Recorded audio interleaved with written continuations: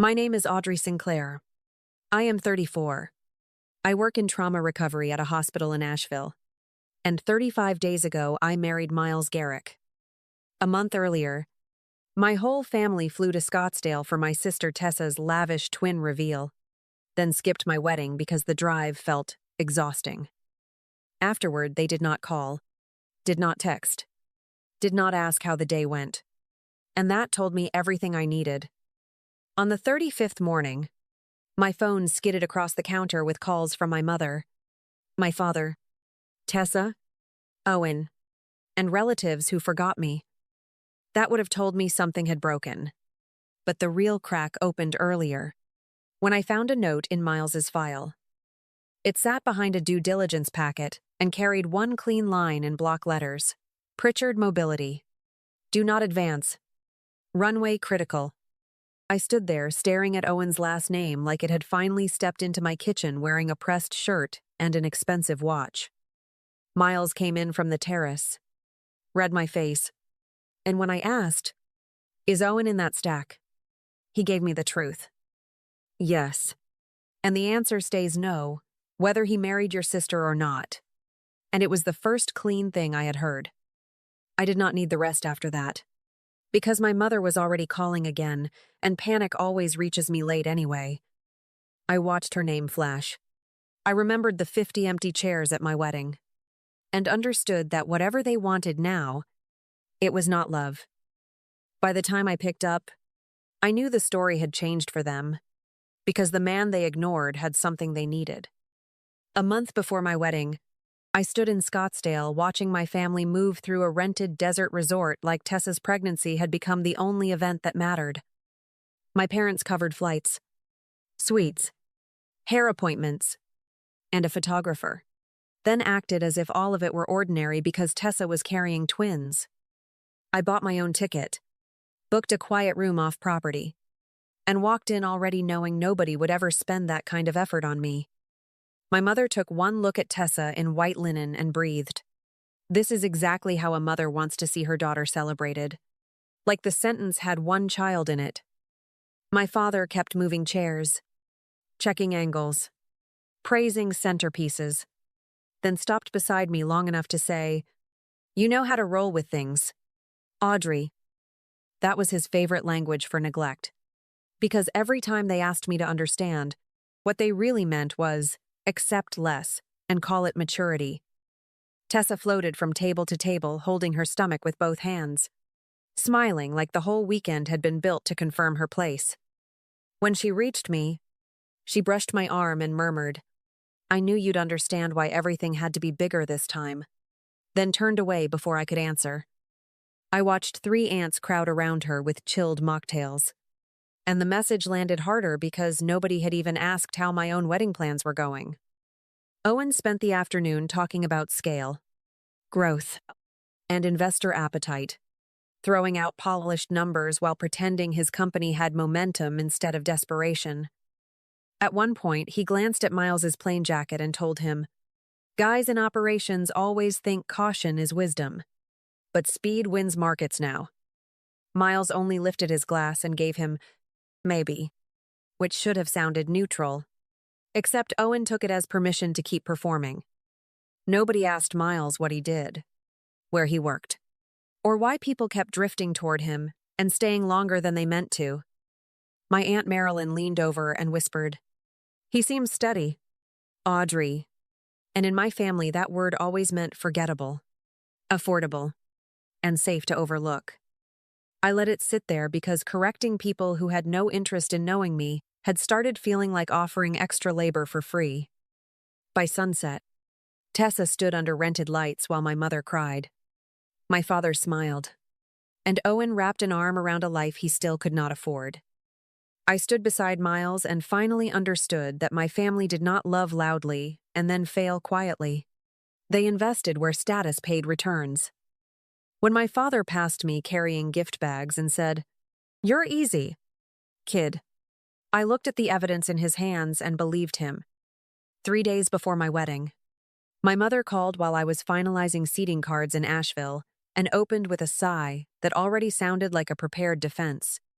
She told me my father's back had flared again. The drive felt like too much after Arizona, and I needed to be reasonable about what people their age could handle. I looked down at 50 place cards printed with my family's names and asked. They crossed states for Tessa, but North Carolina is too hard for them now. She went quiet for half a breath, then came back sharper, telling me not to turn everything into a comparison when Tessa was carrying twins and needed support. I reminded her my wedding date had been set for months. The route was simple, and nobody seemed confused about distance when there were photographers involved. Her voice flattened into that polished tone she used when she wanted cruelty to sound mature. And she gave me, Audrey, not everything is about proving a point. By that evening, my Aunt Marilyn had a knee problem. Aunt Jo had promised a friend a weekend, and Aunt Denise suddenly did not trust her car that far. Uncle Peter sent a brief note about timing. Uncle Warren blamed work, and the cousins went quiet in the careful, coordinated way people do when cowardice travels as a group. I stood in our kitchen, with my phone warming in my hand, and understood the decision had been made somewhere else. Long before each excuse reached me. The morning of the wedding came clean and mild, and the estate looked exactly the way I had hoped it would when Miles and I chose it. My dress fit. My flowers were waiting. My hair stayed where it belonged, and none of that changed the fact that the left side of the ceremony lawn had been reserved for people who were not coming. My planner asked once whether we should redistribute the seating, and I told her no, because I wanted every empty chair to remain visible. In the bridal room, a friend zipped the back of my gown while my phone sat face up and blank on the vanity without one new message from home. That silence landed harder than the excuses had. Because excuses at least require effort, and silence means they stopped managing the lie. I stared at my own reflection and realized I was not about to cry over people who had made absence look organized. Miles found me a few minutes before the ceremony and took in the room, the dress, and the untouched phone without needing anything explained. He stepped closer and gave me, "If you want, we stop right now." And there was no panic in him, only space. I felt something in me settle and told him, I am not canceling my life because my family finally decided to be honest. When I walked out, the first thing I saw was the line of guests who had come for us, and the second was the row that had not. 50 empty chairs do something precise to a person when each one carries a name you spent years trying to deserve.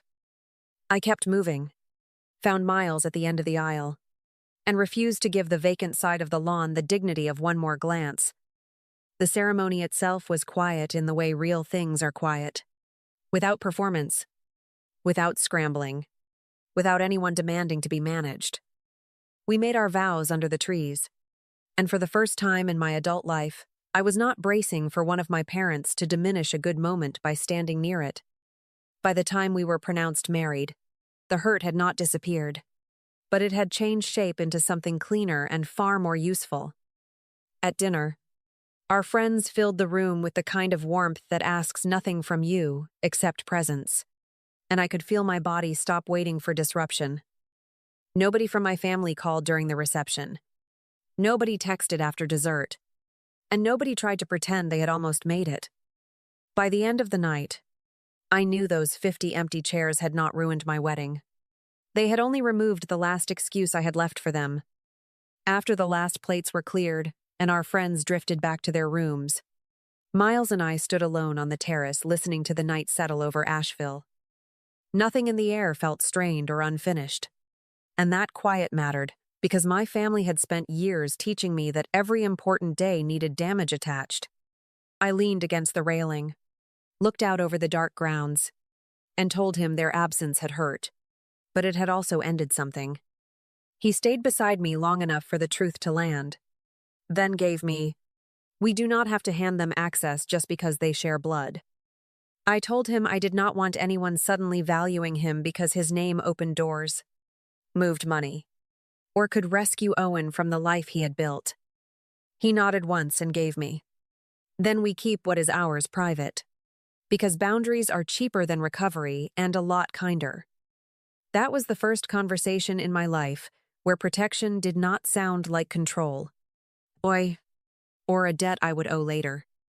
We were not hiding to play games with my family, and we were not setting a trap. Because traps require pursuit, and I was done chasing people.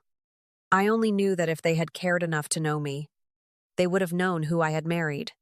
And the fact that they did not was not my burden. We went back inside, walked through the rooms that still held the warmth of people who had shown up for us, and started our marriage without explanation.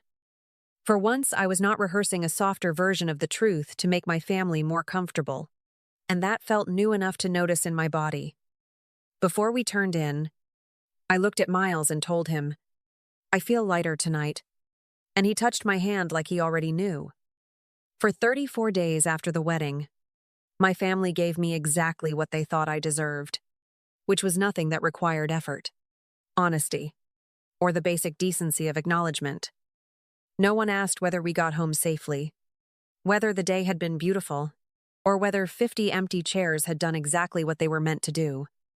A gift basket arrived during the second week with scented soap, crackers, and a blank card, and even that felt outsourced, like guilt ordered online and shipped cheaply. I stopped checking my phone with hope and started noticing how peaceful a day could feel when nobody expected me to absorb their excuses and call it love. One evening, Miles glanced at the silent screen beside my tea and gave me, "Quiet can tell the truth faster than people do," and I did not argue. By the 35th morning, their absence had changed shape for me, because it no longer felt like a wound reopening, only a fact settling permanently into place. Later that evening, Miles gave me the Chicago version plainly, and I could see the whole room from the way he laid each detail down. Owen had walked into Horizon's boardroom carrying his pitch deck. 2 associates. And the kind of confidence men wear when nobody has corrected them yet. Then he looked up, saw Miles at the head of the table, and for one clean second forgot whatever line he meant to open with. Miles did not mention Asheville, the wedding, or the fact that Owen had once talked over him in Scottsdale like he was furniture. He opened the meeting with, "Walk us through retention without projections." And Owen started talking faster than his numbers could carry for them. One partner stopped him at the churn slide. Another asked why revenue concentration had been buried in footnotes. And the room turned clinical. Miles let the questions do their work for a while, which made it worse. Because silence lands harder when a deck is unraveling in public. Owen tried to call the missing details presentation choices, but one associate had already pulled the raw numbers, and there was nowhere left to stand. When Miles finally spoke again, he kept his voice even and gave him, "The risk is too high, and we are declining." He did not raise his voice, did not bend the language, and did not offer the mercy of pretending the company had almost made it. What finished Owen was not recognition alone, but the stack of marked pages in front of Miles and the partner beside him closing the folder. By then, he understood that the quiet man from family dinners had never been outside the room, only above it all along. Miles told me Owen gathered his papers with both hands, missed one page, and left it face down on polished wood like proof. 2 hours later, my phone started detonating, which meant the meeting was over. The decision was final, and my family had finally learned Miles's name. They had ignored him when he wore plain jackets and passed bread at their tables. But money had a way of making introductions unforgettable. My mother's name kept flashing across my screen, followed by my father. Tessa, Aunt Marilyn, Uncle Warren, and cousins who had managed 34 days without remembering I existed. When I finally picked up, my mother skipped hello and went straight to, "Audrey, you need to speak to Miles right now, because this has gone too far." I looked at the call timer, thought about the wedding she had skipped, and asked, "Too far compared to what?" "Mom, a 2-hour drive or one bad meeting." She tried to gather herself, then came back softer and uglier, telling me Owen's company was under pressure. Tessa was overwhelmed, and family should step in before things collapsed. I asked where that family had been when 50 chairs sat empty in Asheville. And she gave me, "This is not the time to reopen old hurts." That sentence landed exactly where her silence had landed after my wedding. And I understood she still believed timing could erase whatever did not serve her. My father took the phone next and opened with, "Don't be emotional. This is a financial matter now." Like my wedding had been a hobby, and Owen's burn rate made him real. I let him keep going until he reached, "Miles can fix this with one conversation." And then I asked, "So now he's worth knowing?" Tessa came on crying hard enough to sound sincere and pleaded, "You cannot just stand there and watch us lose everything." And that was when something in me went still. I told her, "I already stood there once, Tessa, and it was called my wedding day. And none of you had trouble watching me lose the room." She tried one more time with, "We are talking about my future." And I gave her, "No, you're talking about access. Because you remembered me the second my husband became useful." By the time the next call started vibrating across the counter, I knew every voice coming for me carried the same message underneath. Which was simple. They had not come back for me. Only through me. My mother came back on the line breathless and indignant, telling me I could not speak to them this way after everything they had done for me. I let that sit between us for a second, then gave her, "The only thing you did clearly was miss my wedding and remember me when Owen needed money." She tried to cut in with, "Audrey, that is unfair." And I told her unfair was 50 empty chairs and a daughter expected to smile through them. My father took the phone again and warned me not to make this permanent, because family damage done in anger could last longer than pride. I told him this was not anger, this was clarity. And if a 2-hour drive to my wedding was too much, then this conversation was already more effort than they gave me. Tessa broke in crying that I was punishing her for one mistake.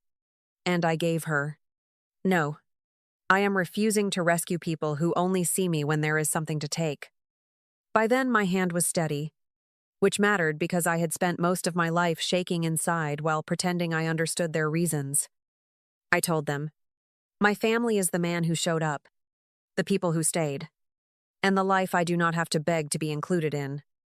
Then I ended the call, blocked my mother, my father, Tessa, and every number that had suddenly remembered my name.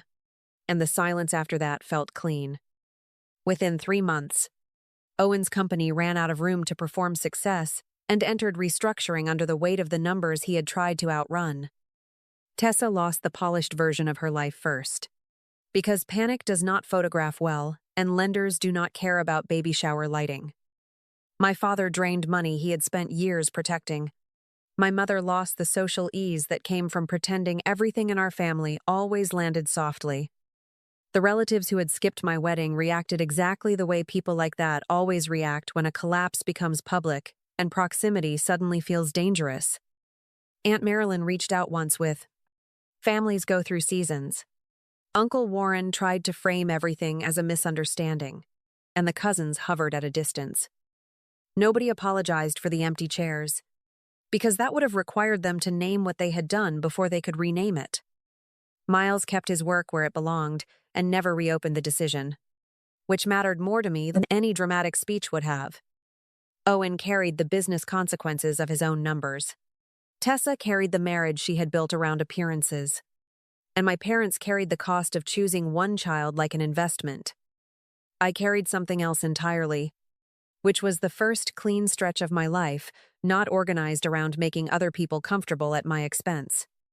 Some evenings now, I sit on our back steps with a mug cooling in my hands and realize nobody is coming to rewrite what happened. The phone stays quiet. The sky goes dark on its own schedule. And my body no longer mistakes silence for punishment. That change did not arrive all at once, but it became real the first week I stopped checking whether anyone had finally decided to feel sorry. What surprised me was not that my family could live without me until they needed something, because they had already proven that in Asheville.